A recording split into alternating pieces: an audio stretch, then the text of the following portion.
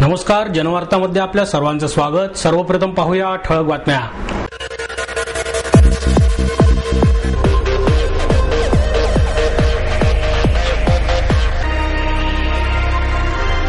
तेविसाव्या Pune फेस्टिवलचे 2 September रोजी प्रख्यात चित्रपट निर्माते आणि दिग्दर्शक सुभाष घई यांच्या हस्ते उद्घाटन।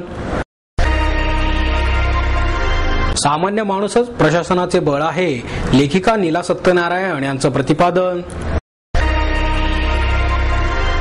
आणि देवदासी महिलांनाही त्यांचे हक्क मिळाले पाहिजेत, राष्ट्रवादी काँग्रेसच्या शहराध्यक्षा वंदना चव्हाण यांचं मत। 23व्या पुणे फेस्टिवलचे 2 सप्टेंबर रोजी प्रख्यात चित्रपट निर्माते आणि दिग्दर्शक सुभाष घई यांच्या हस्ते उद्घाटन होणार आहे, अशी माहिती पुणे फेस्टिवलचे मुख्य समन्वयक कृष्णकांत कुदळे यांनी पत्रकार परिषदेत दिली। यावेळी व्हाईस प्रेसिडेंट सबीना संघवी, गायत्री देवी पटवर्धन, सतीश देसाई, चंद्रकांत शिरोळे आदी मान्यवर उपस्थित होते। कुदळे पुढे म्हणाले, हा उद्घाटन कार्यक्रम गणेश कला क्रीडा रंगमंच स्वारगेट या ठिकाणी सायंकाळी 5 वाजता संपन्न होणार आहे। यावेळी कार्यक्रमाचे अध्यक्षस्थान महाराष्ट्राचे वनमंत्री डॉक्टर पतंगराव कदम तर प्रमुख पाहुणे सहकार मंत्री हर्षवर्धन पाटील उपस्थित राहणार आहेत। पुणे फेस्टिवलचे सन्माननीय अध्यक्ष भारतरत्न पंडित भीमसेन जोशी यांच्या स्मृतीस यंदाचा पुणे फेस्टिवल अर्पण करण्यात आला आहे। विविध क्षेत्रात उत्तुंग कामगिरी करणाऱ्या मान्यवरांना फेस्टिवलमध्ये दरवर्षी उद्घाटन सोहळ्यात पुणे फेस्टिवल अवॉर्ड देऊन गौरवले जाते। यंदा ज्येष्ठ शिक्षण तज्ञ सिम्बॉयसिसचे संस्थापक अध्यक्ष डॉक्टर श्याम ब मुजुमदार आणि ज्येष्ठ शल्य विशारद डॉक्टर KH संचेती यांना या पुरस्काराने गौरवण्यात येणार आहे। हा फेस्टिवल गणेश कला क्रीडा मंच, बालगंधर्व रंगमंदिर, यशवंतराव चव्हाण नाट्यगृह, लोकमान्य सभागृह, पुना गोल्फ कोर्स, येरवडा, महेश विद्यालय कोथरूड आदी ठिकाणी विविध सांस्कृतिक कार्यक्रमांनी संपन्न होणार आहे। या कार्यक्रमामध्ये भजन, मुशायरा, हिंदी हास्यकवी संमेलन, शास्त्रीय गायन, मराठी हास्यकवी संमेलन, मराठी नाटके, लावणी महोत्सव, पाककला स्पर्धा, 20 वर्षांवरील महिलांसाठी नृत्य स्पर्धा, वसंतोत्सव, सप्तरंग नृत्य, कोल्हापूर महोत्सव आदी कार्यक्रमांची रेलचेल असणार आहे, असेही कुदळे यांनी यावेळी सांगितले। याचं मुशायरा, हिंदी हास्यकवी संमेलन आणि जगजीत सिंगचे प्रथमच गझल न गाता ते भजन संध्या सादर करणार आहेत। अश्विनी भिडे देशपांडे आणि सज्जू आंबेडकरांची जसरंगी हा कार्यक्रमही या निमित्ताने सादर होणार आहे। त्याचबरोबर लावणी महोत्सव आहे, हास्यकवी संमेलन आहे, महिला महोत्सव आहे। जे वेगवेगळ्या क्षेत्रातले असे वेगवेगळे कार्यक्रम या निमित्ताने आम्ही सादर करणार आहोत। हेमा मालिनी दरवर्षी या कार्यक्रमाला येत असते, आवर्जून उपस्थित राहत असतात। त्यांचा उद्घाटनाला गणेश वंदना हा कार्यक्रम होत असतो। त्यांना आम्ही 1-2 महिन्यापूर्वीच जेव्हा संपर्क साधला त्यावेळी त्यांनी अगोदरच दुसऱ्या राज्यातील एक कार्यक्रम त्याच तारखेला घेतला असल्यामुळं ती तारीख त्यांना जुळून आली नाही, त्यामुळे त्या यावेळी हा कार्यक्रम करणार नाही। एक 8-10 दिवसात कधीही त्या येऊ जाऊ शकतात, कारण त्या पुणे फेस्टिवलच्या पेट्रन आहेत। त्यामुळे त्यांचं जे नातं आहे पुणे फेस्टिवलची ते तसंच चालू राहणार आहे। बजेट आहे जरा आमचं दरवर्षीप्रमाणे कमीच आहे, त्यामुळे डेफिनेटली लो प्रोफाईल म्हणता येणार नाही, पण जेवढा भपका तुम्हाला पाहिजे अपेक्षित असतो तेवढा कदाचित दिसणार नाही। साधारण आमचं 1 कोटीच्या वर दरवर्षी बजेट असतं, यावेळी 50 लाखाच्या आसपासच आमचं बजेट आहे। त्यामुळे पण अर्थात कार्यक्रमात आम्ही कुठेही कमतरता तुम्हाला दिसणार नाही, पण ते अनावश्यक जे खर्च असतील ते टाळण्याचा आम्ही यावेळी प्रयत्न करणार आहोत।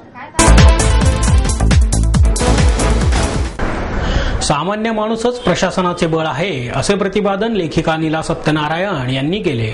स्वतः लिहिलेल्या रात्रवणव्याची या पुस्तकाच्या प्रकाशन सोहळ्यानिमित्त सुधीर गाडगीळ यांनी अक्षरधारा बुक गॅलरी येथे नीला सत्यनारायण यांची मुलाखत घेतली।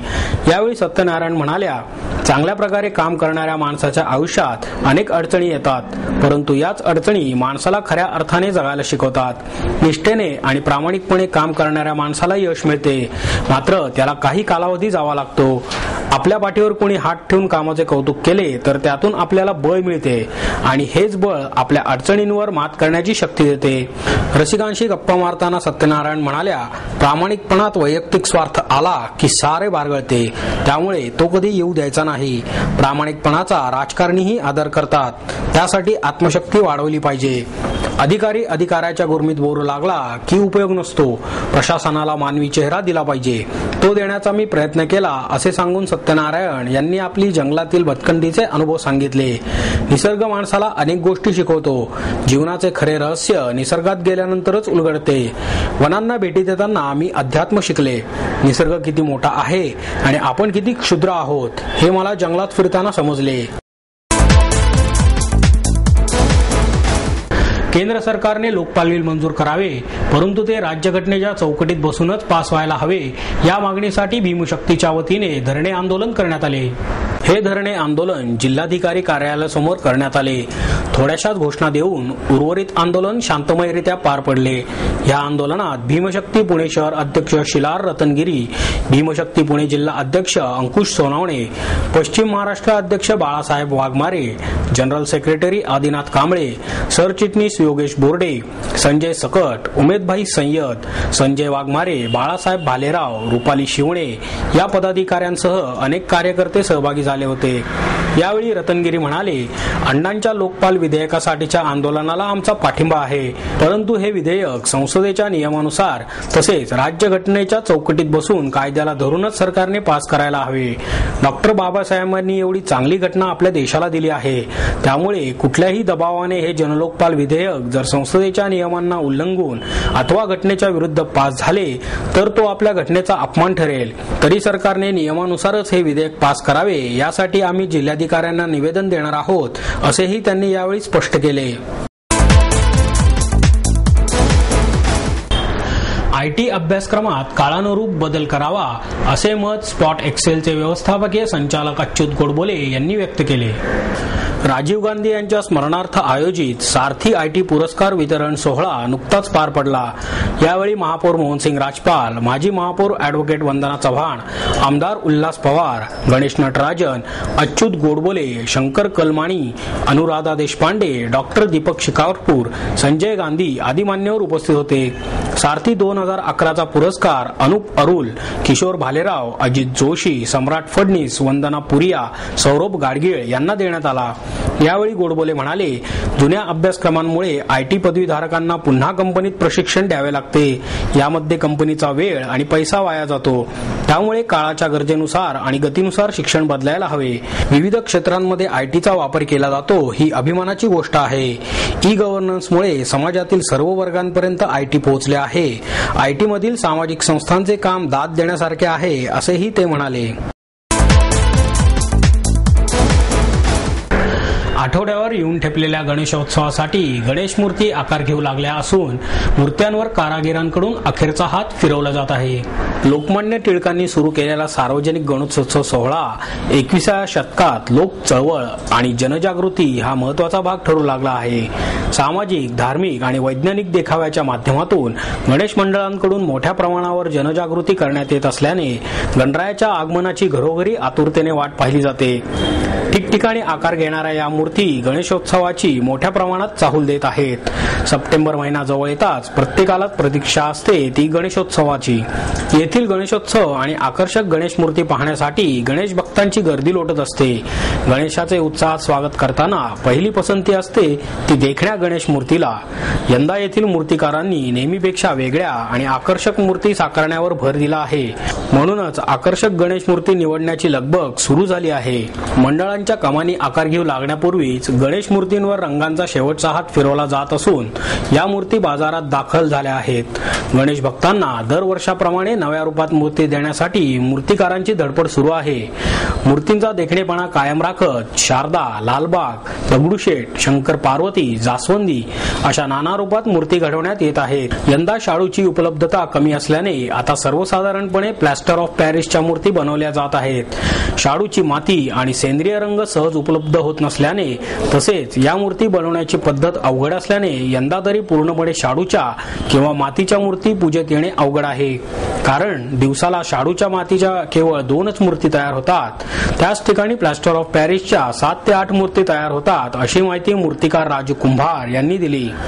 पर्यावरणाच्या दृष्टीने प्लॅस्टर ऑफ पॅरिसच्या गणेश मूर्ती बनवणे बंद करण्यासंदर्भात काही महिन्यांपूर्वी उच्च न्यायालयाच्या संभाजीनगर खंडपीठाने निकाल दिला असला आणि गेल्या वर्षापासून प्रदूषण रोखण्यासाठी विसर्जनासाठी इको फ्रेंडली गणेश मूर्तींचा पर्याय पुढे आला असला तरी यंदा त्याची अंमलबजावणी होण्याची शक्यता कमीच असल्याची चिन्हे आहेत.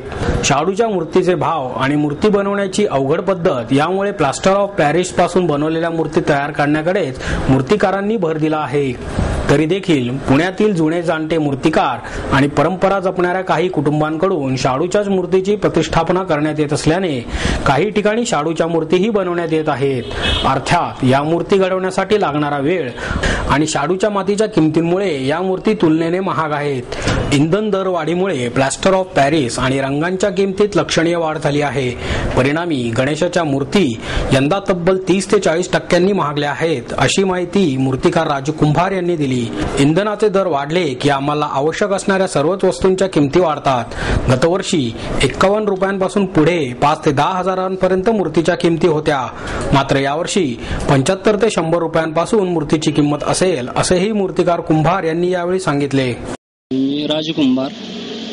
यावर्षी डिझेल पेट्रोल भाव वाढल्यामुळे मूर्त्यांचे भाव वाढलेले आहेत. बाकी 30-40% भाव वाढ झालेली. आणि सध्या आता काम की संपत आलेले जवळजवळ 1-2-3 दिवस अजून चालणार आहे. आमच्याकडे एकदम म्हणजे दगडूशेठ, मंडई गणपती वगैरे असतात, सगळे फेमस गणपती सगळे, लालबाग.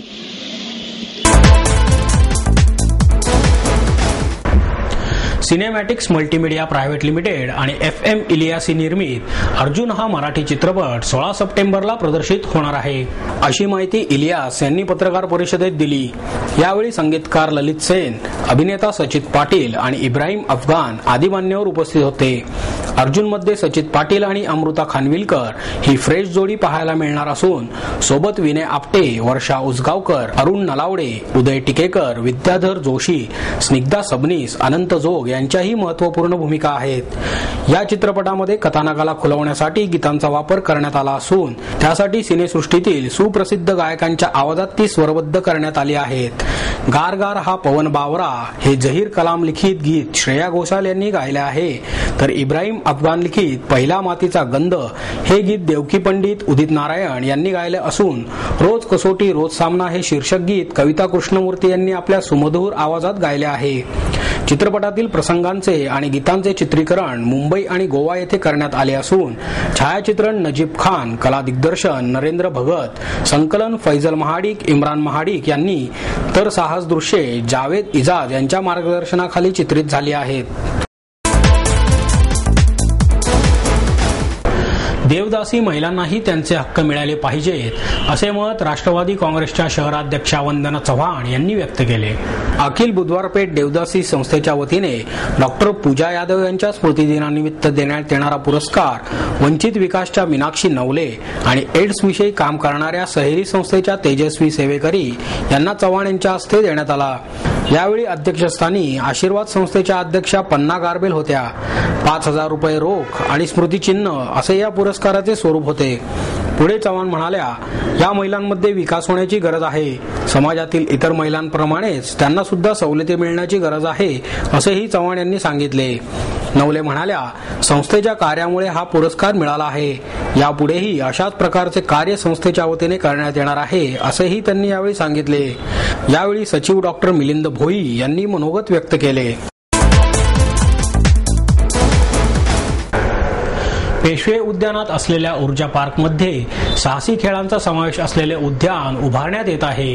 या साहसी उद्यानात उभारण्यात आलेल्या खेळांच्या देखभाल दुरुस्तीचा खर्च, या ठिकाणी काम करण्यासाठी लागणाऱ्या कामगारांच्या वेतनाचा खर्च, स्वच्छता यासाठी लागणारे मनुष्यबळ आणि त्यांच्या वेतनाचा खर्च, खेळासाठी वापरली जाणारी वीज आणि त्याचे येणारे बिल आणि आवश्यक ती रक्कम देण्यासाठी, तसेच साहसी खेळ खेळण्यासाठी येणाऱ्या मुलांना सुरक्षिततेची साधने पुरवण्यासाठी येणारा खर्च थोड्याफार प्रमाणात वसूल करण्यासाठी या उद्यानात प्रवेश देण्यासाठी नागरिकांकडून 25 रुपये तर खेळ खेळण्यासाठी लहान मुलांकडून प्रत्येकी 25 रुपये आकारण्यात येणार आहेत. 5 वर्षांखालील मुलांकडून तसेच अंध अपंग नागरिकांना येथे मोफत प्रवेश आहे, तर परदेशी नागरिकांकडून 100 रुपये प्रवेश शुल्क घेण्यात येणार आहे. 16 वर्षापर्यंतच्या मुलांना हे खेळ खेळण्याची परवानगी देण्यात येणार आहे.